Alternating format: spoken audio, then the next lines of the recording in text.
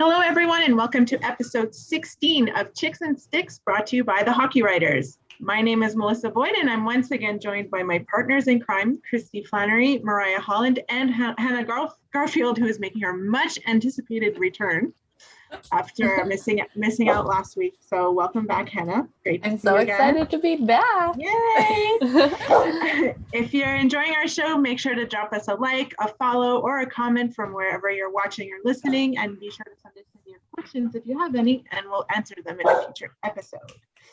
Today we are very fortunate because we have a great show in store for you.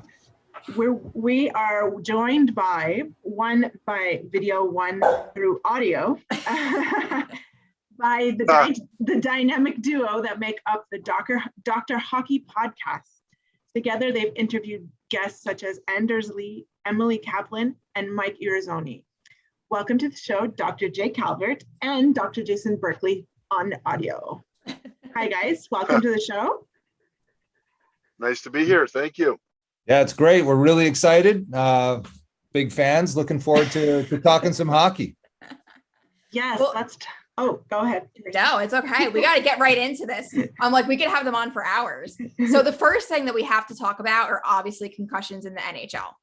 Now, I think it's worth noting that neither of you are affiliated with an NHL team. Let's just get that out of the way first.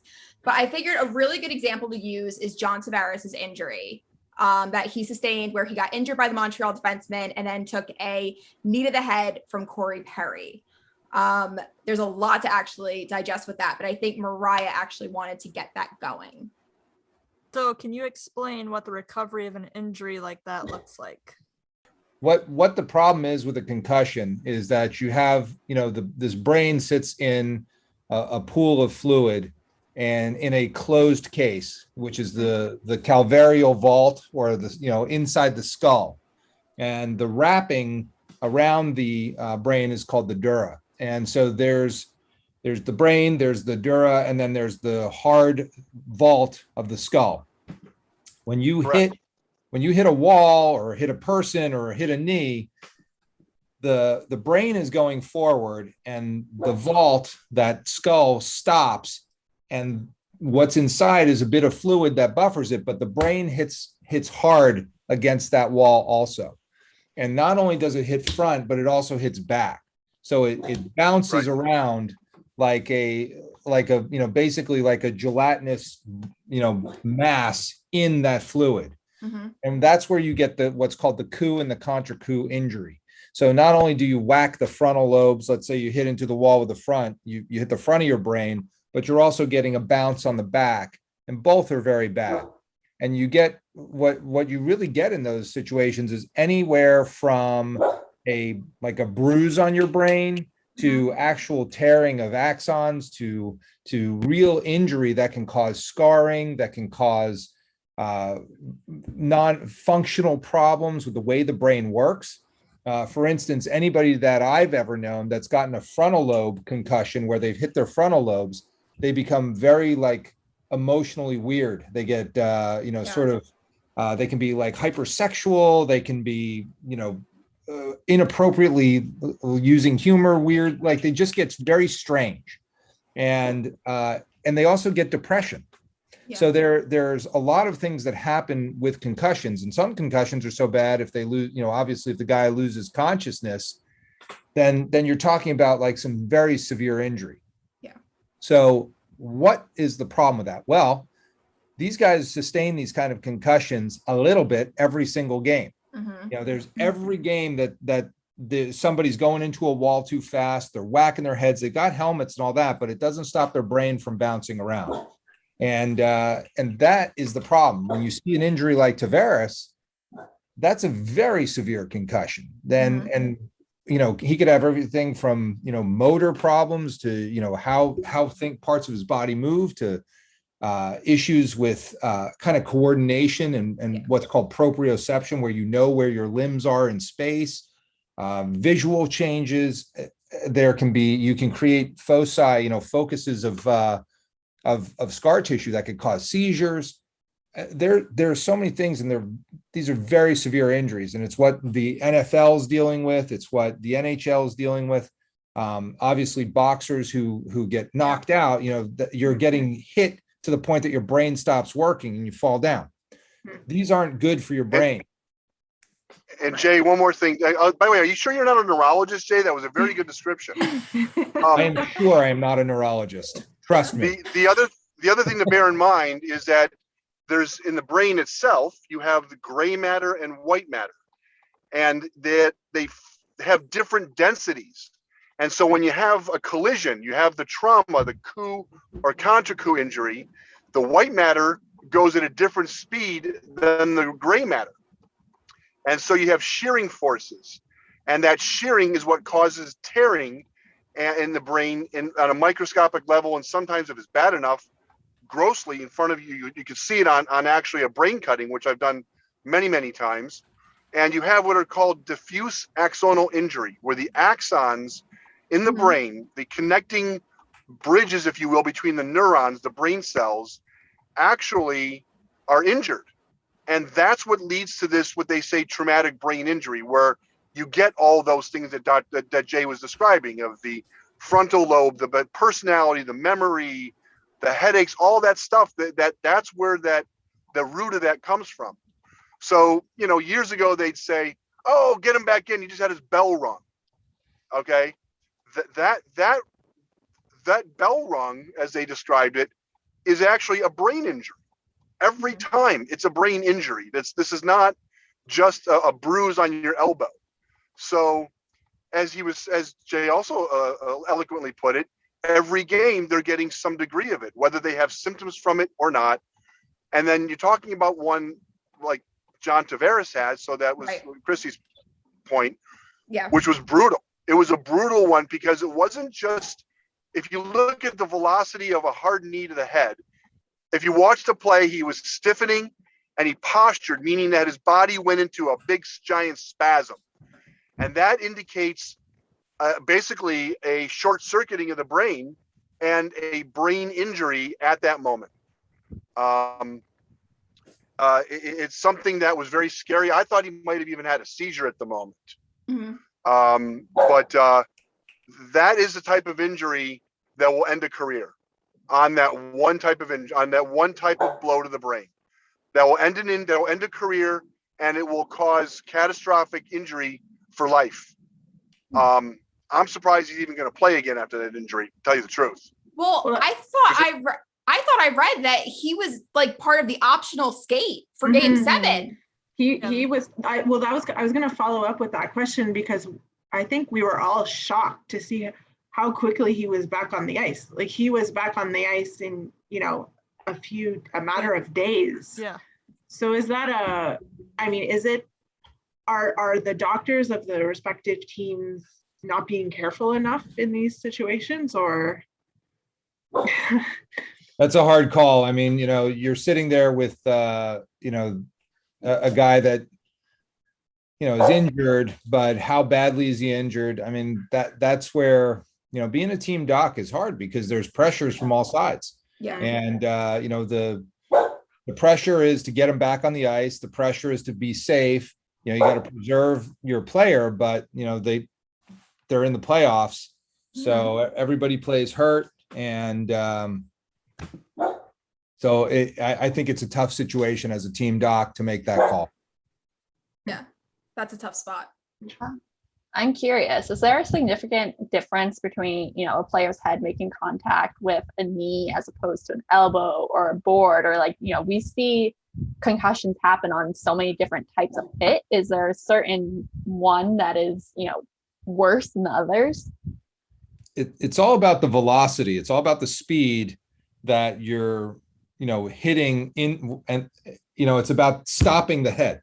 So if you're going 27 miles per hour down the ice and you go right into the boards, and you can take the hit onto your back or to your feet or something other than your head, that's obviously going to be much better than, a guy who, wipes out halfway to the net and his head goes directly into the pipes, even though the pipes are going to come off, because they're mobile. You're still your head is still being stopped Right. at 27 miles per hour into that pipe. And so there's a lot of factors that are going to determine how brutal the injury is in terms of its immediate effect and then the lasting effects. And so it really depends. And in hockey, you get into some moments where everybody in the arena and watching on television totally cringes because it looks totally wrong. Like you see that the head goes out, the knee comes up, the body swings around, the head is stopped by the knee, and everybody goes because it's like, oh, that shouldn't look like that. That looks terrible. And by the way, it's terrible. And then you worry about spinal cord injury and breaking of the C-spine. Like there's so many other things that can happen in that moment of cringe of the entire world watching that play. It's tough. I mean, these guys know the risks of the game. They don't go out there thinking like that they're, playing badminton in the Olympics. They're out there in a very brutal game where the stakes are extremely high. Mm-hmm. I'll be honest with you too. I'll bet you that Tavares was never going to play. They may have just said that. There's no way he's going to come back from that injury that quickly to play in a game and take a chance of another injury like that. There's no way. I mean, he might have been skating.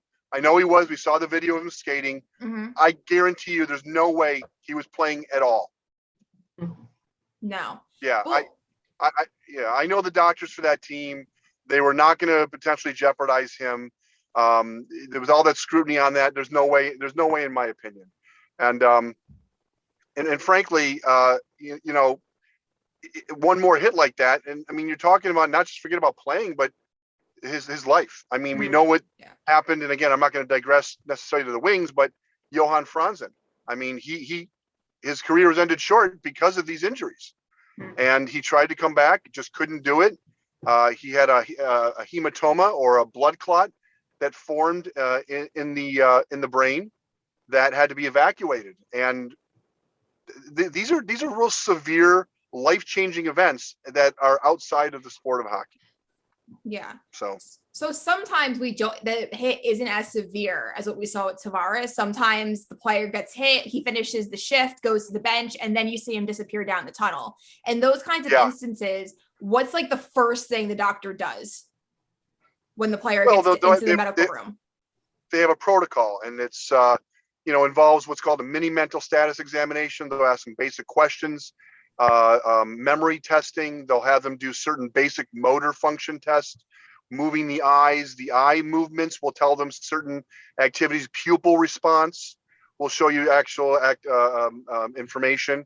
They'll have them move their hands a certain way and check cerebellar functioning for coordination. So there's a battery of tests they go through, and if they're not able to pass those tests, I mean, the reality is, I mean, that's a brain injury. It is what it is. You have brain damage, and it's whether it's temporary or not is beside the point. And this, with all the scrutiny, there's no way they're going to let somebody come out and play again that game. Right. Yeah, it's a good thing that this is now coming to light, but this is going on for years, and you've seen other players that have suffered from it from other sports. That I mean, Zach Bogosian, and you know what? Frankly, the guys that are doing the fighting necessarily aren't the ones that are really the ones that have the bad head injuries per se. You'd think that would be the case, but it's not necessarily the case. Some of these other guys that are getting hit, knocked into the boards, that are getting behind the scenes, that are not fighters, are sometimes more susceptible to these injuries. So. Mm-hmm. It's a crazy situation. I think the worst height to be in the NHL is 5 feet 10 inches tall, because like you get it from the defenseman, you get it from you get it when you're forechecking. I think height has a lot to do with how susceptible you are to concussions. I think if you're 5'7" Johnny Hockey, skating around in Calgary, you're under the radar, and it's hard to hit that guy. He's too low, he's too fast. And you've noticed he doesn't suffer a ton of injuries. No. But like you get, the guys at 5'10" are the ones that take a beating, and then the 6 foot tall guys tend to avoid the concussion a whole lot more. So, like Corey Perry doesn't have a whole lot of concussions. He's been up front and, in front of the net, driving everybody crazy his entire career, won a Hart Trophy. Last thing you never see that guy hurt. His knees get popped all the time, but his head is clear. So I think when you're in that sweet spot, that 5'10", 5'11", you get a 6'4" defenseman, plowing your head into the boards, you're going to pay for it. That's a great point. And the other thing too, frankly, is that the pads in the NHL are really used as a weapon more than actual protection. I mean, you look at some of these pads. Go back and look at the pads that like Gordie Howe and Rocket Richard used back in the 60s and the 70s. They were just padding. They were just more or less to protect their elbows. Now you look at what they have. They have this hard plastic shell. It's impenetrable, and they're protecting their elbows, and they can use these as weapons. I remember Mike Ribeiro knocked a guy completely unconscious with his shoulder. And if you look at the pads, it's literally these giant, like Mad Max type pads that they have on their bodies. And that's something that I would change as well if I was Gary Bettman, is taking that away and allowing them to have just more pads rather than actual weaponry strapped to their body. Yeah, So, the body armor that they wear is pretty intense. I mean, it is it is like akin to what I think what knights would wear into battle in the medieval times. I mean, it's truly body armor. And that stuff prevents a lot of injuries, so that guys will take a longer, they'll go faster and harder into the boards, knowing that they're protected. Whereas if they didn't have that body armor, the injuries would probably be a little bit different, because they wouldn't be so willing to sacrifice their bodies, knowing that they're going to get hurt on a hit like that. So it does, the fact that they protect themselves so well is a double-edged sword, so to speak. Yep. So what are the concussion spotters at every game looking for exactly? Because we know how fast the NHL game is today. Sometimes like everything is happening all at once. So what are they looking for when a contact to the head happens? Well, I mean, they want to make sure that the player is aware of his surroundings, that they're able to answer the questions appropriately, and just looking at their general behavior. You can tell sometimes by looking at a guy after they've been hit, if their eyes are just glossy. I mean, there really is a blank stare that people will have after a head injury that is unmistakable. And when they're watching them on the ice, and they're looking for those subtle hits that we're not talking about just the big ones like with Tavares, but even the subtle ones of going into the boards or whatever, and really looking at the general demeanor of the player. You'll see sometimes on the bench, they'll show like a doctor or one of the team trainers come over and talk to the player. Hey, and they'll ask them the questions. Where are you? How are you doing? How did this happen? Where are you right now?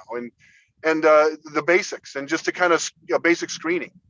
But that's what they're doing when you see them, someone leaning over and talking to them after they come off the ice from a shift. Yeah, I mean, it's definitely very noticeable that things are different. When you get your quote unquote bells rung, your body isn't working right. Their speech can be weird. They start, darting their looks, like there are things that are really off very quickly. And so they're looking for all those things. They're not particularly subtle. And if they are, then there's probably not a problem. So I actually have a side question as to, we've discussed what happens with the concussions, but what about, like, what would a player feel? Like, do they typically black out? Are they are they in pain? Do they even know right away? Or does it just depend on the situation, obviously? I mean, Go ahead, Jason. Go ahead. I would say there's short-term and long-term effects. Immediately, they may not notice much. They may have said that their body felt numb, or that they just don't, quote, feel right. where there's something off. They can't move their arms or legs like they're normally used to, which typically will come back, or they had a period of amnesia. They just can't remember their name or their line mate's name or whatever, what the score is or whatever. Something very minute like that might happen, and they may not be willing to share that with the team, with this team staff at that point. But you know, headaches, of course, you might develop a headache, but the long-term ramifications really are something that just sneak up on you. And the reality is also, you'll hear about, like, you know, oh, so-and-so had a CAT scan. The CAT scan was normal. That doesn't mean they're fine. No. Or they had an MRI scan. Oh, MRI was fine. This is on a microscopic level. Unless you have a giant bleed or something else in the brain, this is not something that the players are really, you know, they're not going to say to the doctor, hey, doc, I got some retrograde amnesia. What do I do? You know what I mean? Like, it doesn't work that way. So, you know, they may have a blind spot from a bruise in the brain that happens, and it may be temporary, but they may have part of their peripheral visual field that's compromised and either may not want to admit it or don't even know it. So it's things like that that are being checked, that they are trying to be more diligent about, and that can happen immediately. That's an immediate thing. As Jay was mentioning, what's called a coup or contra coup injury, where you have a hit from the front, where you may have some bruising in the brain in the front, but because the brain gets knocked backwards, you can have bruising in the back of the brain from a hit to the front of the head. And that's where the visual center is. So that's where I mentioned the visual field, or sometimes potential blindness can occur very transiently. And that's a very scary thing for a player, or for anyone for that matter. But that's something that can happen acutely. Yeah, blindness tends to get their attention. Yeah. That's a big one. Yes, it is. You know, speech, there's different speech patterns that can happen that can also clue them in. You know, if they're talking, they might say to them, yeah, well, I went over for the banana and I couldn't take off the sandwich. And then they'll say, well, what? And it's a form of what's called expressive aphasia, where they know what they want to say, but they can't get the words out. And it's just something that, you know, that the player's not aware of it. And then you're saying, wait, what'd you say? And that's, again, these are all things that go into the whole screening of these players if they've taken a hit like that. You know, all right, come on, we're going to the locker room. This doesn't feel right. You know, so Yeah. Do you think goalies? Oh, sorry, Kristy. No, go ahead. Do you think goalies are more susceptible, being their position, with players coming in at them or a puck to the head? I mean, I don't know if they're more susceptible, but they're certainly in position to take a beating. You know, they are a bit more protected because of the rule, but right. when they do get hit, they're focused on the puck, and they're not they're not looking for the guy that's, you know, barreling into them from the side. So that can be bad because they're kind of a sitting duck and they don't see it coming. Mm-hmm. Whereas if you're going into the boards with somebody, you kind of know what's coming. You can, you know, protect yourself a bit more and be ready for the hit. When you don't see it coming, that's when, you know, these guys truly get cold cocked and they're out. And that's no good. Well, I guess to kind of wrap up the section on concussions a little bit, I just want to say thank you again for coming and talking about this. We were all, you know, before the show, we're like, oh my gosh, this is so exciting to kind of talk about concussions, because I think there's so much unknown about it. And it's really interesting to learn more and talk to professionals. And I had a concussion in college playing rugby. So like hearing like a lot of you're talking about, or a lot of the experiences I had. So I think it's really interesting hearing more about it. But, you know, kind of, you know, to wrap up this topic, what is, you know, in your opinion, how well do you think the NHL documents players that deal with CTE or other long-term effects of concussions? I think they're getting better at it. I think that the awareness is there, and I think that there are a lot of players now that aren't afraid to speak up about it. I also think that some of the responsibility is on the players, and having it more, not in the sense of, hey, you know what you signed up for. I would never say that, because that's the wrong attitude. What I mean by that is if you're a player and you got a guy lined up in your sights, maybe in the back of your mind, you say to yourself, you know what? I could totally rip this guy's head off right now and drill him into the boards and get a big cheer. But you know what? We're out here together. We're all on the same team. If you want to think of it that way, maybe we should just, ease up on the hit. Maybe don't try to stick your elbow out and take a guy out. Think twice when you're on the ice. And I think that that's kind of becoming more of the culture, which I think is a good thing to see.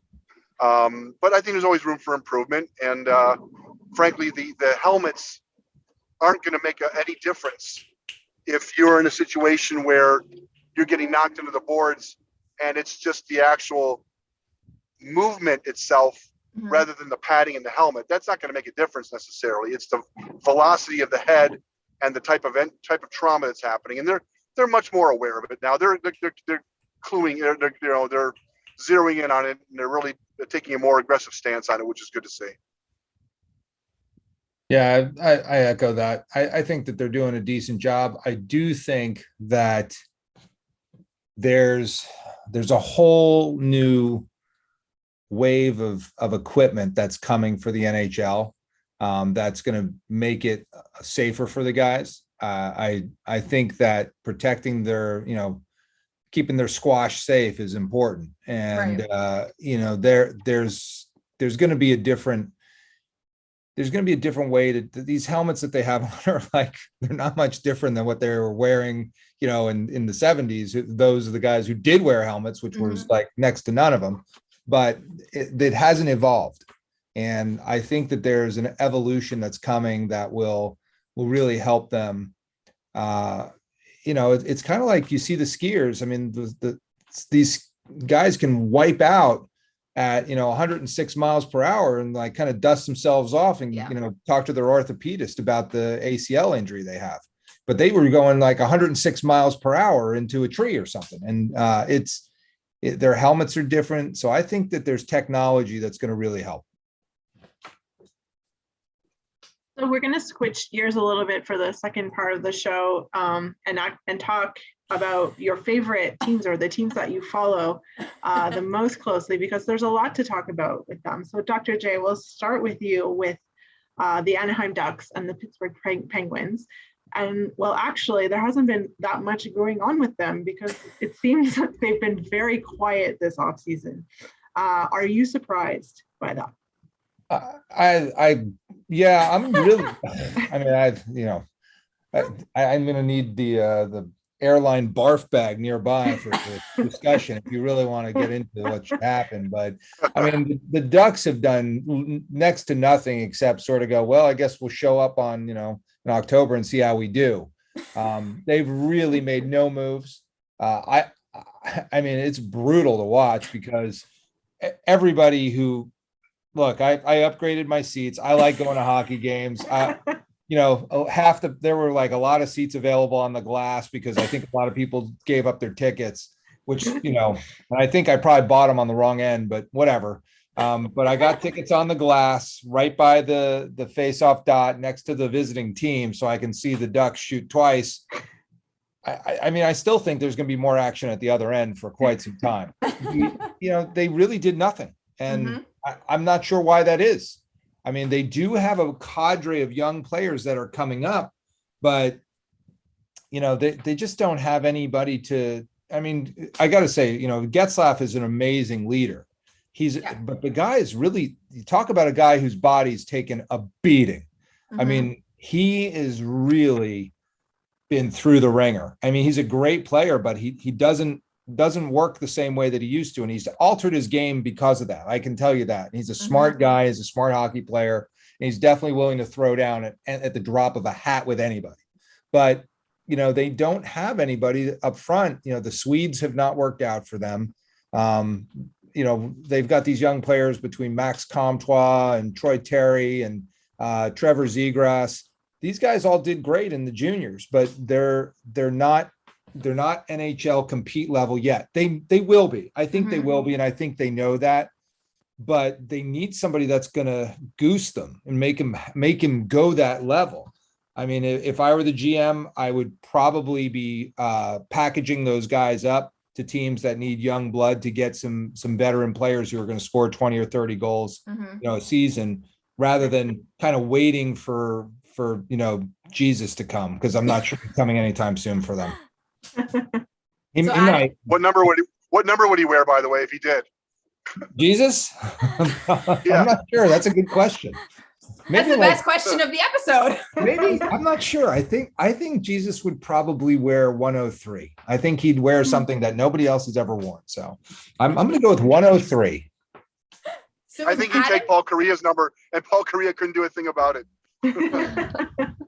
He might. That's true. He might like number 8 too, because evidently in Asian cultures that's very good luck. So maybe Jesus would go that. Maybe go say, I need Solani's number down from the rafters. Let's go. I'm in. And then he'll become the great 8. So Ovechkin's gonna be in trouble there. We would love it. I don't think Solani would even mind. He'd probably be like, cool with that. Hey, Jesus, what's my number? That's great.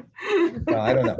But yeah, I mean, speaking of concussions, Paul Correa, I mean, if anybody remembers Scott Stevens' hit on Paul Correa, I'm sure, talk about a concussion. He says he doesn't even remember winning the Stanley Cup. Like it's like that was like he was out cold from that whole deal. So yeah, anyway, I don't know what the Ducks are going to do, but I'll be there. I'll watch. I'll report back. I have to go to hockey games. It just happens to be that that's what's down the street for me. And what about Pittsburgh? I think Pittsburgh scored big with Jeff Carter. That's all I can say. I mean, the guys in LA must be like ready to like punch the 6 teeth out of him that he still has for playing the way he did in Pittsburgh. I mean, he came in and like did all the work. And so they protected Jeff Carter in the expansion. Yeah, they did. I know that says something right there, but I think Pittsburgh has they have a cap hangover that is not going to get any better anytime soon. Although Hextall did a good job with what he had to work with. I think Bob Rutherford quit because of it, and he couldn't do the things he wanted to do. And had Bob Rutherford he probably would have gotten rid of Malkin and Chris Letang at the trade deadline. And I don't think Mario was going to have any part of that. So we'll see. I think Pittsburgh will do something this year. They'll move stuff around. I forget who the Kraken got from them. Maybe they got McCann. Does that sound right? They got Tanev, right? I think. Oh, that's right. They got Brandon. That's right. Tanev. Yes. Yeah, that's right. Yeah. That's because they picked nobody that anyone knew. That's the problem. Yeah, I mean, I'd love to talk about that Kraken draft because it didn't go the way I thought it would. But no. But that's the thing. I think Pittsburgh has they've got great players, but there's something's gonna have to give there, and I don't know. It's probably gonna be they'll make the playoffs, and I wouldn't be surprised if they exit in the first round again. So speaking of the Penguins, they're my second favorite team besides the Wild. What do you think of Crosby's future with them? I think Crosby's going to play out his game there. I mean, I don't think he's going anywhere, and I think he'll hang in there until somebody tells him it's time. But he's still getting a point a game. I'd take that guy. I'd keep him on the team. I don't know who they're going to trade up for with that one. Unless they're going to get Connor McDavid or something for him, which isn't going to happen. But there's he's a good leader, and he makes things happen, and he can take any AHL 20 goal scorer and turn him into a 30 goal scorer in the NHL without much effort. So that's a valuable player, and I don't think he's going anywhere. That's what Anaheim needs, though. Yeah, well, they need more than that. Anaheim needs like CPR. They need they need ECMO. They need oxygen. They need something. I don't know. It's gonna be tough to watch, but I'm gonna go, and like I said, I will report back. My poor Adam Henrique is just like wasting away. I thought the Kraken would take him. I thought they'd take a lot of people. So why? How could they not take Adam Henrique? Who did they take from the Ducks? It was Fleury. Hayden Fleury. Fleury. Yeah, that's right. They took because they wanted the Fleury brothers for a defensive pairing. Yeah, I mean, I don't know what they were thinking with that, but he's a good player. You need defense, obviously, and that's the one thing that the Anaheim Ducks have plenty of is very strong defensemen. The problem is that you can't win a game if nobody scores any goals. Right. So most of their games are 1-0, 2-0, and it's because nobody on the Ducks bench can put the puck in the net. I mean, Ricard Raquel was, I don't know what he scored last year, and Silverberg. Like I said, their Swedes have not been the scoring machines that they were hoping they would be. Is there any reason to be excited if you're an Anaheim fan? They have some new seats in the stadium, which I'm pretty excited about. Is there good snack food in the arena? Is there something that we can look forward to? No, in fact, the snack food there is so bad. It's an abomination. It is, like my wife and I went to a game at Madison Square Garden. We, got some seats off StubHub. We were watching, it was like the Rangers and Winnipeg, like a great game. It was fun. We go take our seats. Somebody comes over to us. We sit down. Can I get you guys anything? We're like, yeah, like we'll take like a couple beers and like, well, yeah, I'd love a hot dog, and she'll have some sushi. Oh, great. And boom, brought it right back to us. Like, God forbid anybody in that Anaheim, that Honda Center would ask you to, like, can you guys use some popcorn? Like, you want something, like, do it yourself. It's awful. Like the whole experience needs to be upgraded. But it's hockey, so I go. It's okay. We go. Yeah, we did. I mean, Jason and I did sponsor Emerson Etem's junior team up in Long Beach. And I think that those games are actually going to be much more fun to attend. So it's going to be. Don't forget about the burrito with 8 pounds of cilantro on it that I had.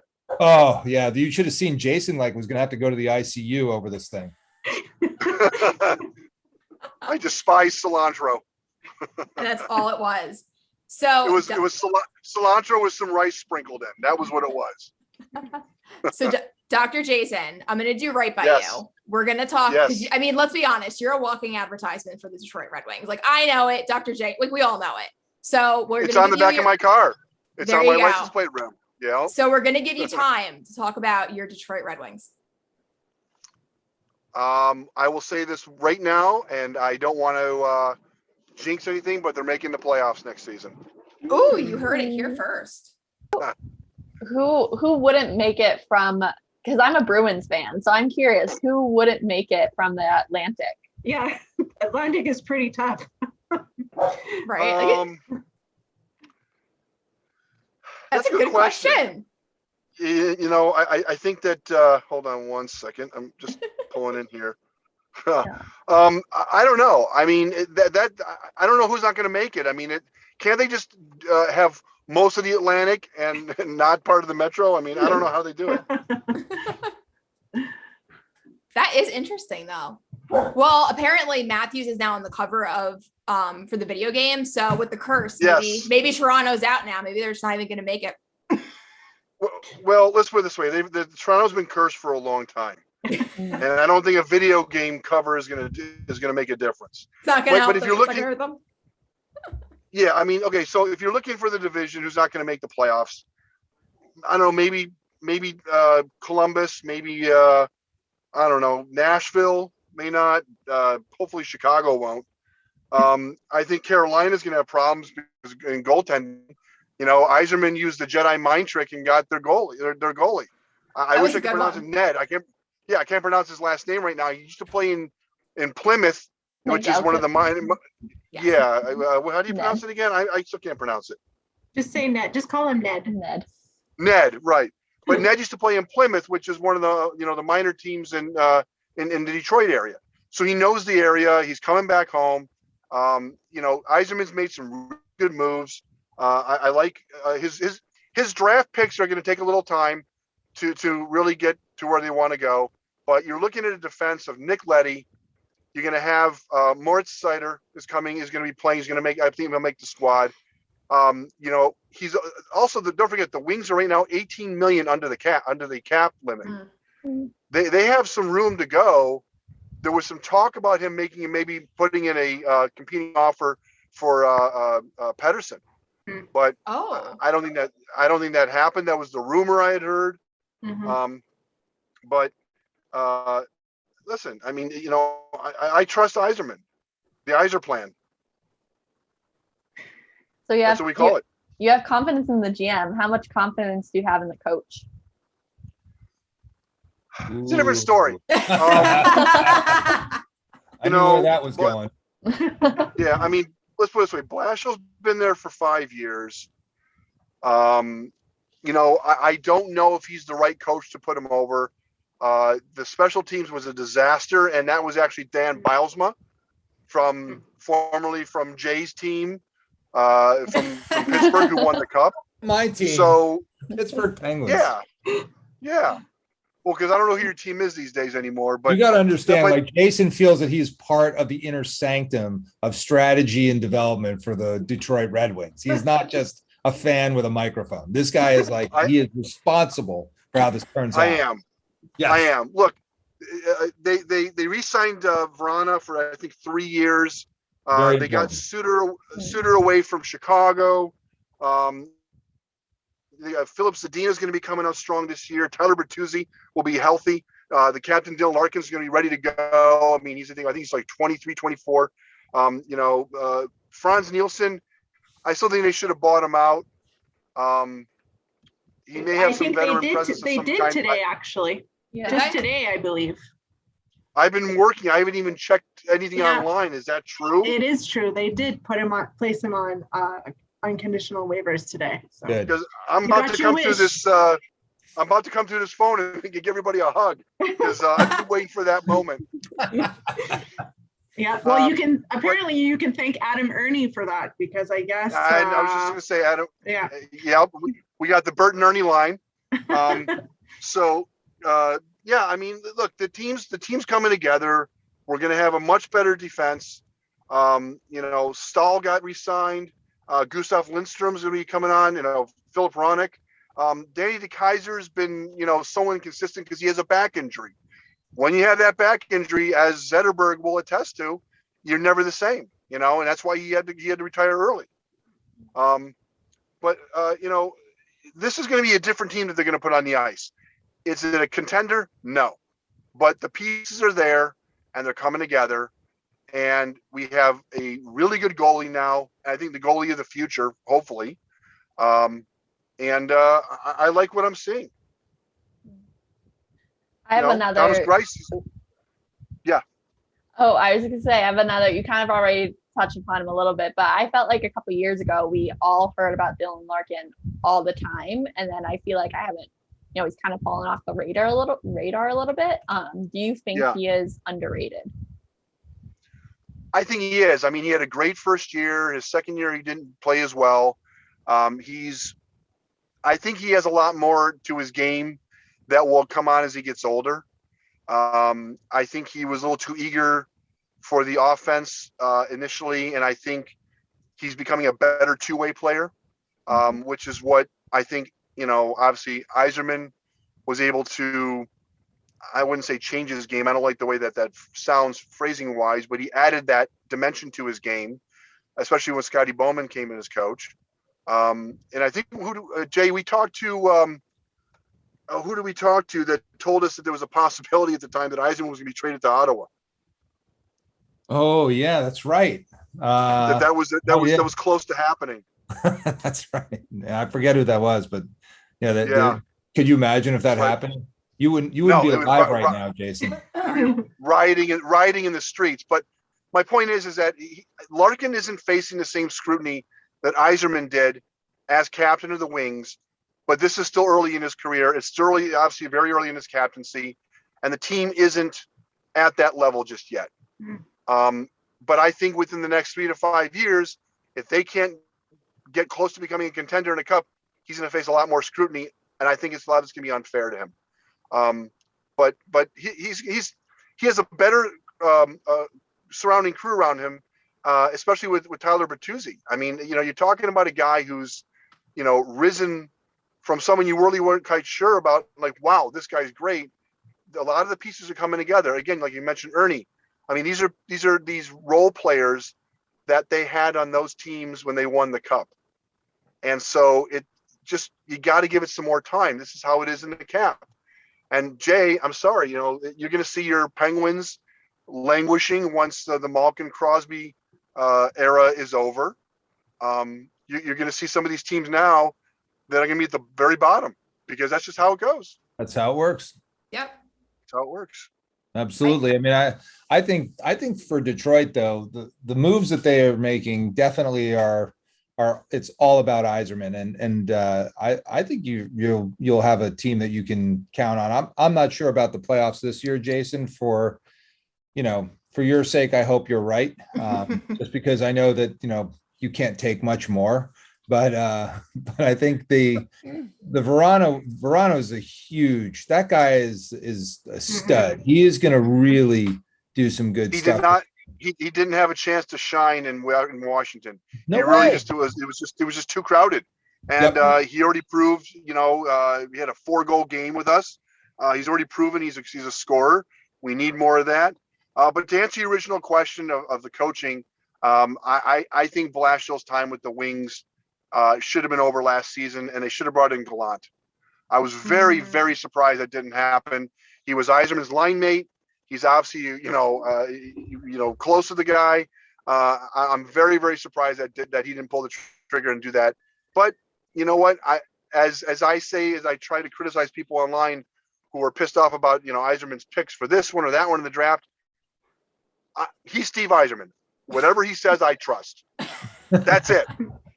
If he says, you know what, we're going to see that brick wall, we're going to go and punch it, hit it going 90 miles an hour and wait and see what happens. I'm like, okay, fine. Let's do it. Sure, no problem, Steve. Because I trust a guy like that. So, hey, let him do his thing, and I'm going to sit back in the passenger seat and watch him. Well, I was going to say, if I was an NHL GM, I would not pick up the phone if Steve Yzerman was calling, because I'd be scared he'd rob me of in a trade for sure. That's what I'm saying. Just like Ben Kenobi, these aren't the players you're looking for. Just use that Jedi mind trick. Yeah, for sure. I mean, well, his team, his creation, the Tampa Bay Lightning, just won 2 cups. So I mean, he knows what he's doing. Yeah. I just have plus, to. They drafted, I think, 4 or 5 Swedes in this last draft right in a row. And, between the scout Håkan Andersson, who's there, and also, a guy, maybe you heard of him, Nick Lidstrom, who's also helping out, here and there. He's also helping out the team with scouting and with the player development. I mean, who better than the best defenseman ever? So, I mean, they got a lot going on for them with these players in Europe, especially the Swedish league. And it's very, very exciting. I'm just really, really amped up for this next season. I think I want to say the training camp up in Traverse City starts either this week or next week, I think, or starting soon. And they're going to be starting to see who's going to make the squad. Mm-hmm. So I can't wait. I think this is by far the most educational episode that we've ever had. I feel like we all just learned so much. Even like a lot of people were really excited to listen to this episode and hear what you guys had to say. So thank you for that. Yeah. A lot of our colleagues were sending in their questions to, I think a lot of them would have liked to have been here tonight too. They're all jealous. Speaking of that, hang on, I'm gonna give you guys a real treat. See, I have a face for audio, but I'll go back on video real quick for just a second here in my car. There we go. That's how you do it. And there go the viewers. Sorry. Well, that's a great way to wrap up the show, actually. So thanks for that, Jason. Thank you so much to both of you for joining us. As we said, it was super informative. I know we all learned a lot, and we were very much looking forward to this, and you certainly delivered. And of course, thank you to everyone who's been watching and listening. We're up to episode 16 already. Feels like we just started yesterday. So thank you so much for all your support. And make sure that you're checking out thehockeywriters.com for all of our great written content, following us on social, listening to us on your favorite podcast platform, on YouTube. We're everywhere these days. We even have a morning newsletter, so make sure you sign up for that at morningskate.io.